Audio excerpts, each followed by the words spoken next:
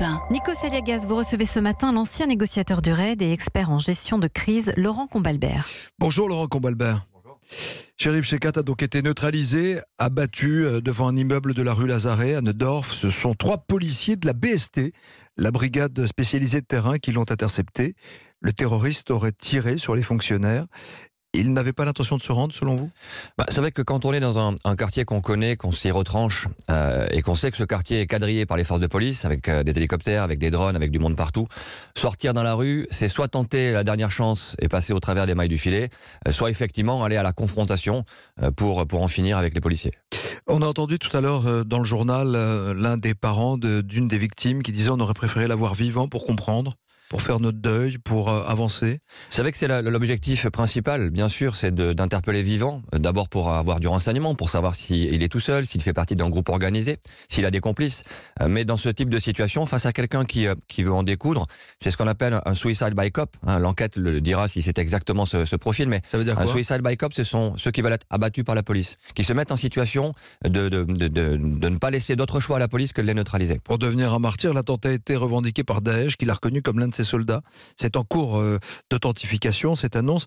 Est-ce qu'il avait plutôt le profil d'un loup solitaire ou d'un terroriste organisé avec un réseau ? C'est un criminel patenté, on le sait maintenant, c'est ce qu'on appelle l'hybridation, c'est-à-dire que les criminels qui vont aller se découvrir une vocation terroriste, qui vont découvrir la foi, souvent en prison, et qui derrière, vont organiser leur vie autour de ce sujet, c'est-à-dire continuer à faire des actes criminels comme des braquages, mais en s'inspirant du terrorisme, en disant que c'est pour financer la cause par exemple, et puis effectivement donner un sens à ce qu'ils font par cette façon-là. Est-ce qu'il aurait pu avoir un soutien logistique ou financier selon vous ? On verra, l'enquête dira effectivement s'il a été soutenu. Visiblement, il manque quand même de soutien puisque sa traque s'arrête dans son quartier. Il est blessé, il a le réflexe d'aller uniquement dans l'endroit qu'il connaît, quartier de Neudorf. S'il avait été organisé, peut-être qu'il aurait été sorti, exfiltré par des complices. En l'occurrence, la police a très rapidement coupé tous les liens qu'il pouvait avoir avec sa famille, avec des interpellations ou avec des perquisitions.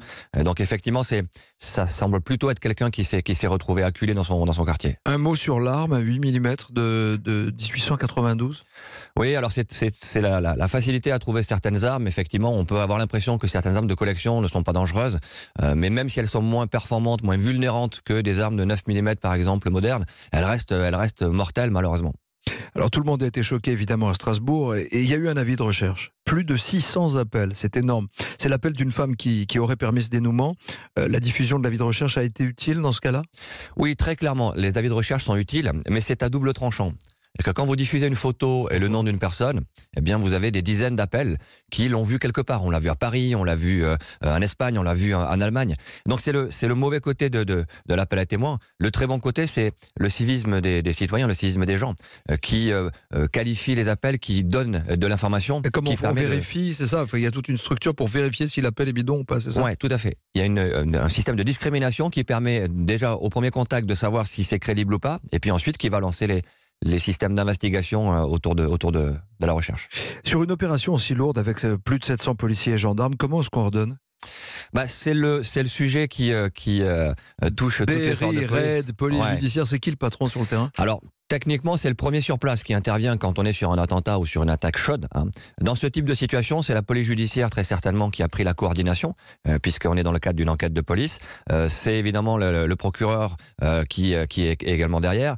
C'est la coordination opérationnelle, c'est-à-dire des chefs de pôle qui vont coordonner la recherche sur fichier, la recherche de renseignements, d'autres la recherche sur le terrain, la validation des images de vidéosurveillance. Il y a en fait tout un maillage qui se crée et qui est devenu très efficace depuis les attentats du Bataclan.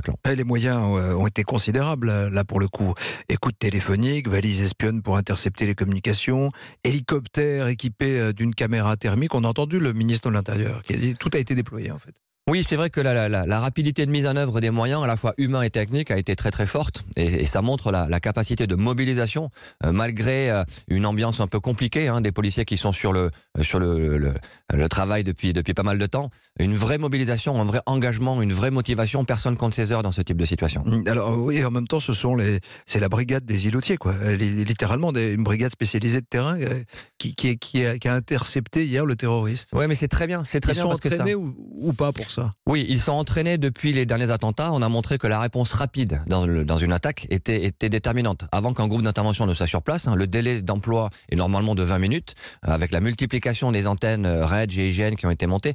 Mais les policiers de terrain sont aujourd'hui formés à riposter dans ce type d'attaque, à protéger les citoyens. Et c'est bien que ce soit des policiers de la BST qui aient agi, parce que ça montre que tous les policiers, tous les gendarmes sont capables de riposter dans ce type de situation, ont aujourd'hui la motivation, la détermination et l'entraînement pour le faire, et c'est très bien, c'est très sécurisant. Mais à ce moment-là, Laurent Combalbert, vous qui êtes un ancien du RAID, un spécialiste de la négociation, on fait quoi? On répond juste au tir?